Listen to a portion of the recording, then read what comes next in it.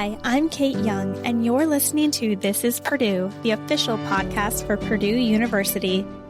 As a Purdue alum and Indiana native, I know firsthand about the family of students and professors who are in it together, persistently pursuing and relentlessly rethinking. Who are the next game changers, difference makers, ceiling breakers, innovators? Who are these Boilermakers? Join me as we feature students, faculty, and alumni taking small steps toward their giant leaps and inspiring others to do the same.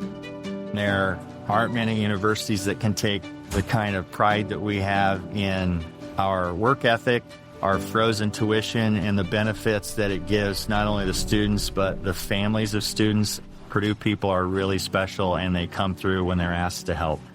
In this episode of This is Purdue, we're talking to Matt Folk, President and CEO of the Purdue for Life Foundation.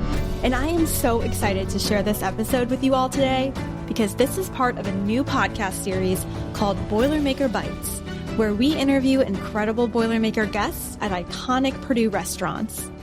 For this interview, we dined at 811 Modern Bistro, part of the Purdue Union Club Hotel, inside the historic Purdue Memorial Union. Over a delicious meal of pasta with a French butter sauce and truffle oil, topped with grilled scallops, Matt and I discussed Purdue for Life's goal of helping everyone who is part of the Purdue community stay connected, get involved, and give back. From frozen tuition to the establishment of new buildings on campus to creating life-changing scholarships and more, the funds raised by Purdue for Life help keep the Purdue community we love thriving. And as a Boilermaker himself, Matt knows how deep the Purdue spirit runs, and that it doesn't end after graduation. It lasts a lifetime. So let's get into my conversation with Matt. Oh, and a quick warning, this episode will likely make you a bit hungry. Matt, thank you so much for joining us on the official university podcast. We're thrilled to have you. I'm thrilled to be here. Thank you. This is our first time shooting something in a restaurant that we're really excited about. Tell us a little bit about your affiliation with 811 really quickly for our listeners and our viewers. 811, the whole upgrade to the hotel was brought to Purdue by the White Lodging and the Bruce White family and the White Foundation. So big lead gift to develop this hotel and the restaurants and do all the changes that then led into the whole basement redo and even some work coming on upstairs. So it's pretty appropriate to be eating here for dinner, and I'm also here all the time with donors, so it's very familiar to me. Absolutely. Okay, so let's kick it off. You graduated from Purdue. Tell us a little bit about your Purdue journey. How did you first find out about Purdue? What made you want to come here? Oh, I think Purdue was probably one of the first words I heard as a baby. If I remember, my uncle was a Purdue student about the time frame I was born. My aunt was a professor here, other side of the family. So just had some good ties going all the way back. And my aunt and uncle would bring Dad and I and my little sister to football and basketball games as a kid, and et cetera. So I've got all kinds of memories as a child all the way up through current time frame. So when you graduated high school, you knew you were coming here? Well, I was debating whether to do business at maybe a different business school at that point in time or engineering. I knew that engineering would be better for the career longer term, and frankly, engineers can do absolutely anything from a career standpoint, especially electrical engineer, so I chose to do that path. So Matt was clearly a Boilermaker since birth. He shares a few of his favorite memories from his time as a student in Purdue University's Elmore Family School of Electrical and Computer Engineering. Do you have a favorite memory?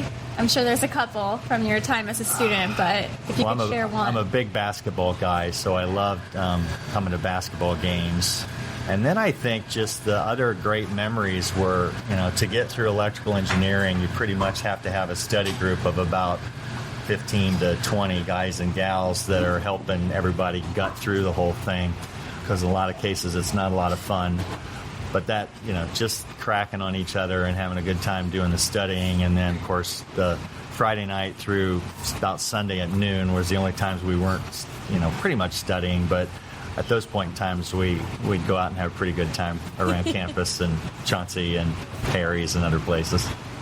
Let's talk a little bit about your journey from graduation to your current role. Mm-hmm. I wouldn't say that your current role involves a lot of electrical engineering. I'm probably the only electrical engineer in the country running a university advancement model, so that's a little strange. I graduated on a Saturday, started working on a Monday, moved quickly through different job functions at TMC, Technology Marketing Corporation. Got a big break when Lexmark International sold off from IBM. I moved down to Lexington and took that from a muddling sort of territory to one of our biggest ones, our biggest territory in the country, and was doing really big numbers at that point in time. And that led to then managing divisions and then eventually president of the company and buying out the partners and owning the whole thing, lock, stock, and barrel. To further set the stage here, I want to describe the look and feel of 811 Modern Bistro. It's elegant, yet also modern, as its name suggests, with grand chandeliers and smooth brown leather booths. We were seated at the chef's table, which overlooks the kitchen, so we could watch all of the action. From the steak sizzling in butter, to creamy pasta dishes being whipped up, to fresh salads being topped with homemade dressings. There's a large crystal chandelier above us, and this special chef's table is made of beautiful white marble. Hello, good evening. How are we doing today? We are great. Awesome. Well, my name is Katie. I will be taking care of you tonight. Hi, Have Katie. you dined with us before? Tons, yeah. All right. I have only been here once, so I'm looking. Really? Yes, I'm looking for recommendations. We do have some really good appetizers. The most popular one would be the crab croquettes. So those are going to be 5 little crab croquettes. We make them with our mashed potatoes, the crab, and then we fry them. And then it comes with a lemon aioli on the side. Yeah. Super delicious. The other one that's very popular would be the burrata cheese. So that is going to come with your burrata and apricot jam on the side, truffle honey on top, and then it comes with some sourdough toast on the side so that you can use it as a spread. That's personally my favorite. But if you would like a few more minutes, I can go over some other things or talk about. I heard you have a delicious mocktail that I'm interested in. We do. We have a couple options. So we do have a strawberry basil lemonade. So we make the syrups here in-house. So we have the strawberry basil syrup, and it's mixed with a little bit of a regular lemonade, and then we top it off with some soda water. That one's one option. And then we also have the Trinity and Sage. So that's going to be our house-made sage with agave, and then it comes with pineapple and grapefruit juice, and then we shake it and we pour it over ice. That one's pretty good as well. Those sound delicious. Can I do the strawberry basil lemonade? Yes. That sounds amazing. And for you? I'll do a Diet Coke, and do you still have coffee going? We do have coffee. That's all Sounds good. I will be right back with that and give you a few minutes. I could make you eat bone marrow. I don't know if you would like that or not. I do not want to do that, but I would for the podcast. Some people panic when I order that. Okay, so I wasn't quite adventurous enough to try the bone marrow, so we settled on the burrata and grilled bread instead. As Katie went to go grab our drinks and appetizer, Matt and I got back to our conversation. Matt owned his own business, but what eventually brought him back to his alma mater? See, at the time, former Purdue University President Mitch Daniels and Purdue's Board of Trustees were exploring how to take the well-known alumni-facing organizations across campus, including the Purdue Alumni Association, President's Council, and the John Purdue Club, and bring them together as one. Combining these organizations that had been part of Purdue for so many years would add more ways for alumni to engage, plus add more opportunities for friends and fans, too. Matt explains more. I sold the business in 19 when I was 50 and was going to retire, and that was one of my goals, or at least start to look for a different career. I was tired of that one. And stepped back multiple years. There was a group in Indianapolis with Boiler Business Exchange that we put together and helped fundraise and do a lot of events down there. And I had given some scholarships on campus. I'd worked with the Alumni Association. I'd been heavily involved with John Purdue Club, named the soccer field after my parents. So multiple folks from the board and Mitch. So they asked me to put together a committee. We put together a small committee that summer. They asked me to essentially volunteer for a year to do it. We did, all of us together. Studied about 45 or 50 other major schools that had different organizational structures, from completely independent alumni associations to completely integrated, and then to completely non-centralized to centralized advancement functions, engagement functions, and presented to the board that fall. We started on March 10th of 2020. I think March 13th, the university sent everybody home. And on the 15th or 16th, I think I canceled Day of Giving, which was our big one-day giving event that year.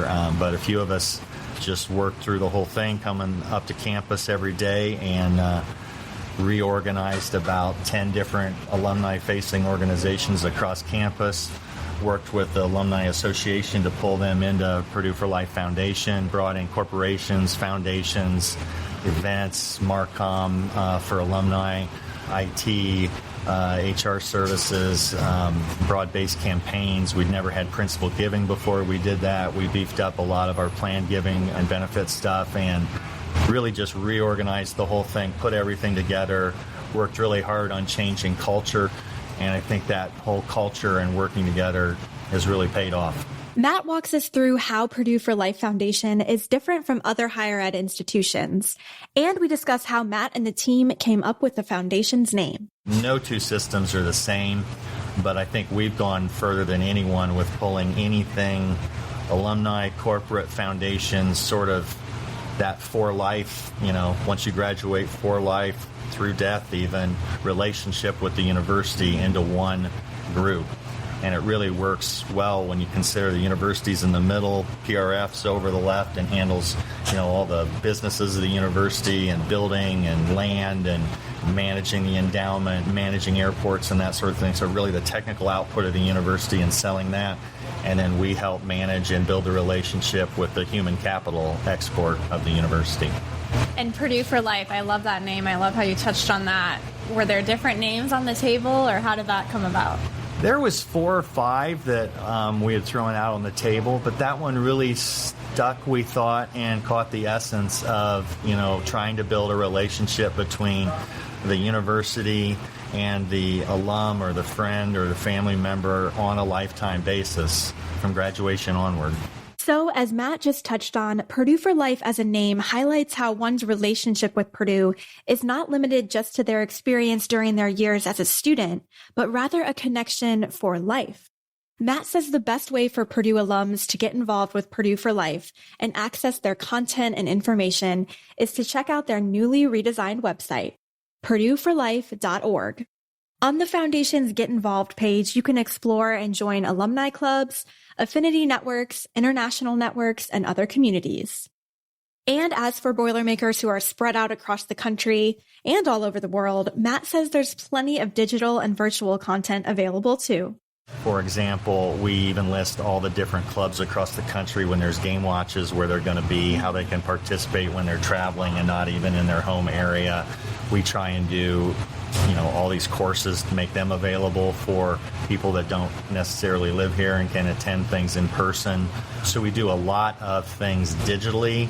We've even made the magazine digital, so instead of it just going to 30,000 PAA members, it now goes out to all 600,000 living alumni. And we've tried to, make digital content available for those that want to see it. And at the same point in time, try and not bombard people with information they don't want to see. I'm pretty proud of the fact that when we were doing the study, there was about 17,000 people a year that would say, disconnect me from the university. It's too much. I don't need 4 emails a day every day of the year. We've gotten that down now to where I just checked in 37 people had disconnected in the last year. So wow, that's pretty cool. That's incredible. And you can go to the website and you can log into your portal and look at 400, maybe 500 different things the university is doing and tell us what you're interested in, what you don't care to hear about, or things you really are passionate about. And here I have your barrage. Yay. Oh, awesome. Thank you. No problem. Would you like to go ahead and enjoy your appetizer first, or would you like to order your main entrees at the moment? I think we should order. Matt, since Go ahead. you're such a regular, I want to hear your thoughts and what your go-to is. I'm going to go with the truffled bucatini. And I always have mad scallops onto it. Do you have them tonight? Yes, we do. Okay. Their scallops are really good, and the bucatini is has a mushroom oil sort of base with it, and I think when they're done with it, they can fry it a little bit on the flat top or something because it's got a little crispiness to the noodles. It's really good. Of course, I've had everything on this menu, and everything's fantastic. I think I'm going to do what Matt's doing. Okay, so 2 truffle bucatinis with the scallop spread on top. Yes, perfect. Awesome. Beautiful. Thank you. And I'll let you enjoy that appetizer. Okay. What do you think? That is delicious. Yes, with that chutney. Yeah, it's a chutney with a lot of honey in it. I know that, but It's so different and unique. That is a good one. And it's always, the consistency here is always really good. As we enjoyed the rest of our appetizer, Matt discussed his role within Purdue for Life. He says no 2 days are the same as the president and CEO of the foundation. It's fast-paced, it's exciting, and there's a lot of teamwork involved each and every day. He reflects on a few of his favorite events and memories. Naples is a blast. Favorite memories are probably, more than anything, when you sit down with a donor and talk about their memories of the university and what connects them and why they feel so passionate about the university. I don't know if it's our culture as a university, our grit. I was giving tours to some potential students, and it was Friday at like 5:30, and we were still wrapping up. It might have even been at 6, and the parents were amazed with, almost every seat on campus was still filled by a student at that point in time, studying, doing homework on a Friday night at 5 and 6 o'clock at night. Not the case for a lot of those parents when they were in college, no matter where they were. So it's the grit, the endurance, the love of the university, and I think also the passion that people have for the university, knowing that it really moved them forward in their careers and their relationships. And many of our alum feel like they really owe a lot of their success back to their days here as a student. Yeah, absolutely. You're touching on it now, but that Boilermaker spirit, you get to see it firsthand every day. Not everyone gets to see that. You went to Purdue, you have that knowledge of the culture and everything. Yeah. But what do you think that spirit encapsulates when you boil it all down? It's hard work. It's Midwestern hard work and effort, not being afraid to fail and get up and try it again.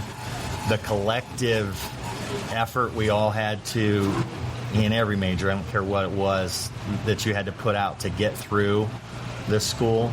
There aren't very many universities that can say that sort of thing, and there aren't many universities that can take the kind of pride that we have in our work ethic, our frozen tuition, and the benefits that it gives not only the students but the families of students, and how they're not saddled with so much debt once they're in their early 20s. Alum really buy into that, as do I. And when you look at all we've done, $1.3 billion in buildings going on campus right now, the excellence at scale that we have throughout the entire university, there aren't many other schools that do things as well as we do at the volume that we do it at. And I also think one of the ways that we connect, especially students coming through, is we're set up as just a bunch of small little high schools, if you really think about it, and you really get to know so many folks by the time you graduate and have so many of the same sort of experiences that it's a shared community. Matt hears many stories about how alumni donations are impacting Boilermakers. He shares a recent story of why this Purdue community is so special when it comes to giving back and paying it forward for future generations of Boilermakers. A incoming freshman just got word what sort of scholarship dollars she was going to get, and her father got in touch with me to try and get information about the donor because he wanted to send a thank you letter. It was a donor that actually had passed away in 1961, had donated a small amount of money at that point in time, and had set up 3 partial scholarships for students from Delaware County, Muncie, to come to Purdue. And with the way that PRF has managed that endowment and grown it, and the way it's been stewarded throughout the years, that endowment is now worth something like $2.6 million, and is throwing off about 8 or 9 full rides, not even partial, to students from that county. the impact that we have, not even just today, but the impact of our alum and even the employees of Purdue for Life, paying it forward for generations to come. I mean, we're talking about this gentleman now 50-some years after he passed away and gave this gift. Hopefully he's looking down on us and sees the impact that he's having at the university and with those kids and making sure those kids' families aren't burdened with debt coming out of here. Purdue for Life's annual Purdue Day of Giving happens each April, and it will hit its 11th year this coming April of 2024. In 2023, Purdue for Life raised a record $110.8 million with its 24-hour online, social media-driven fundraising efforts. And Purdue Day of Giving's cumulative total since its launch in 2014 is $420.5 million. Matt describes why this event is successful year after year and how it really encapsulates the Boilermaker spirit. We were the first major university to really jump on it. Now everybody does it. We even have a small little business inside of Purdue for Life called State of Wow that teaches other universities how to do this. And we really focus on making it a digital event, making it a one-day event, trying to involve as many people as possible, trying to drive our donor numbers. Number of donors, every donation counts. We just want participation. That overall net production number just keeps going up every year. And a lot of that also has to do with goals of the university, both from Mitch's term and laying over into now, and then Mung's new ideas on a lot of different areas where we want to really grow the university. That resonated with alum. People love to participate. We kind of gather as one community that day.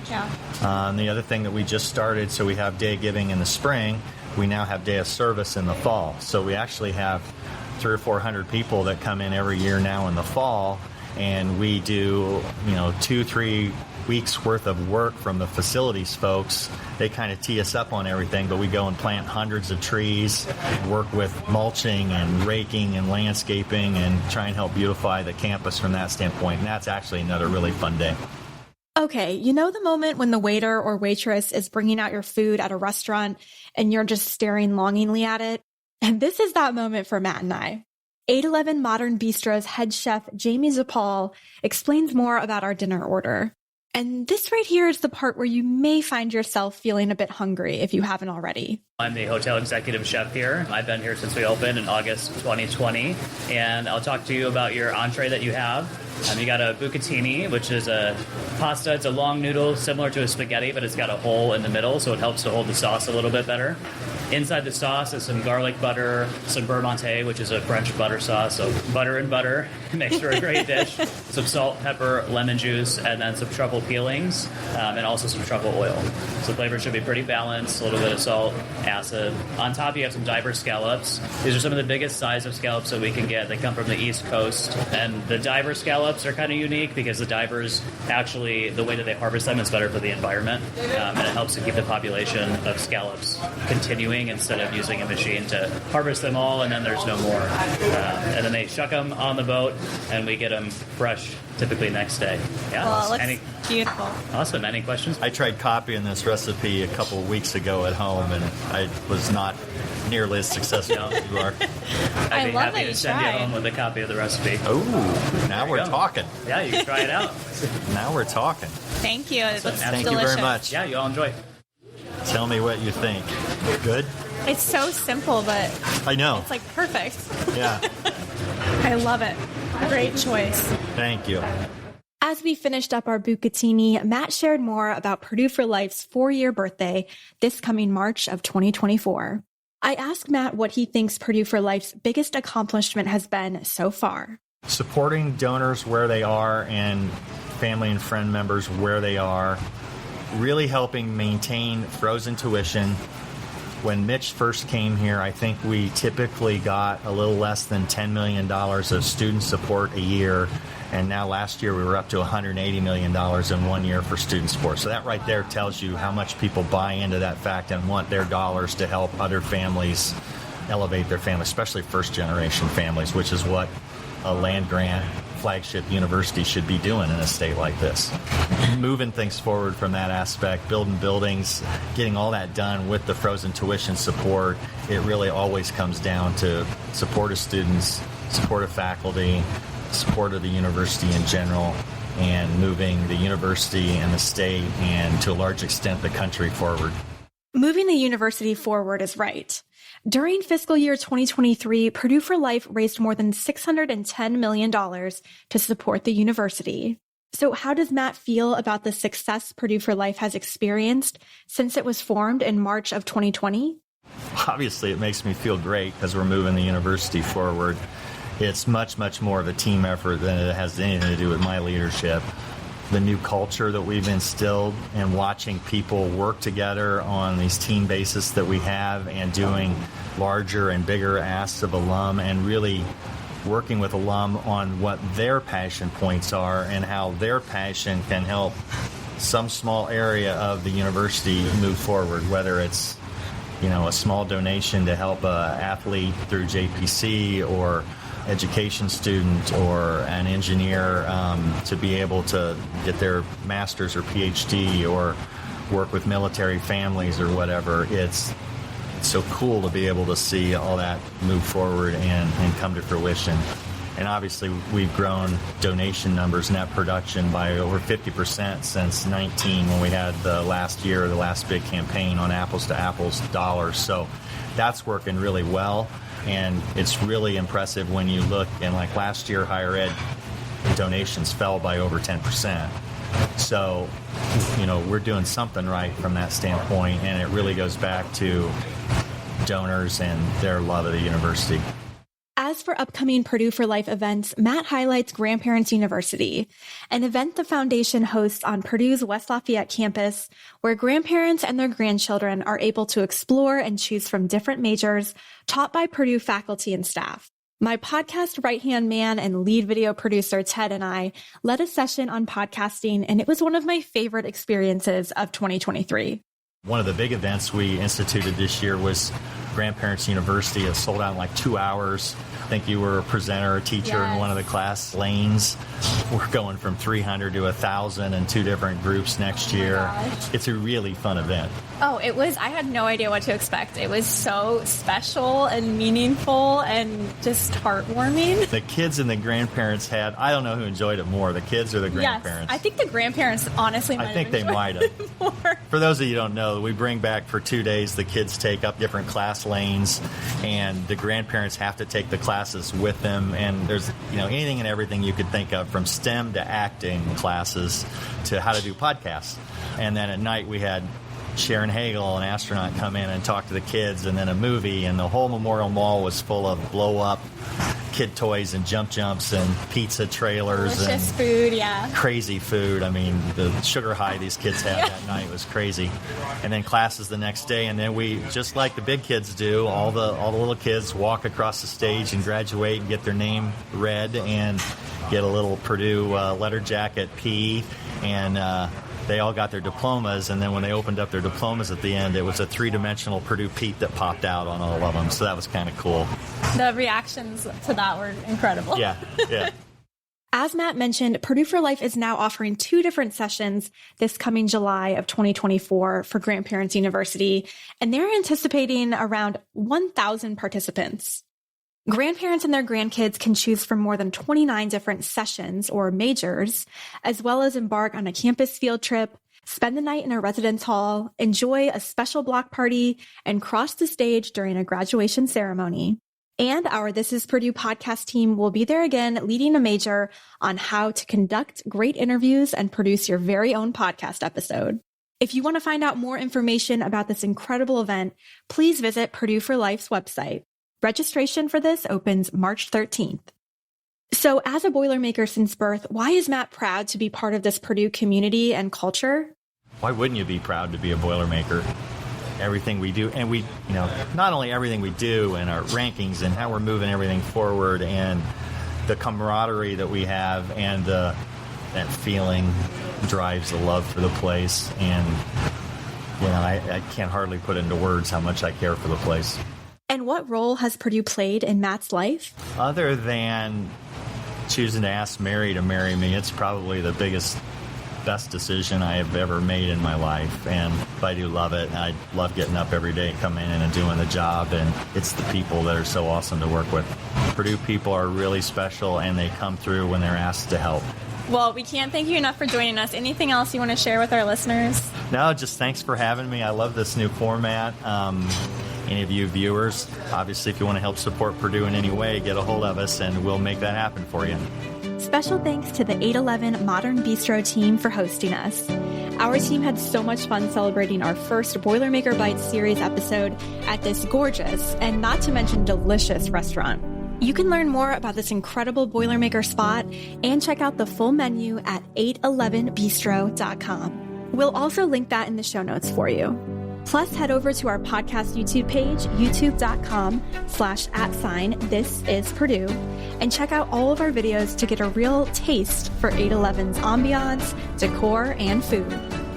And to learn more about Purdue for Life, please head over to purdueforlife.org.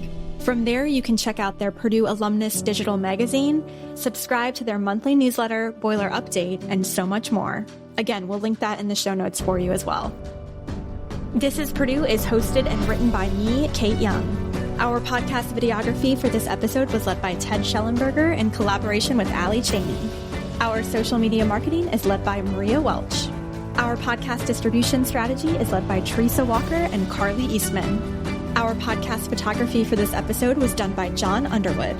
Our podcast design is led by Caitlin Freeville. Our podcast team project manager is Rain Gu.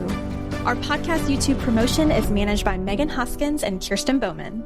Additional writing assistance is led by Sophie Ritz and Mara Klopfenstein. And our This is Purdue intern is Caroline Kime. Thanks for listening to This is Purdue.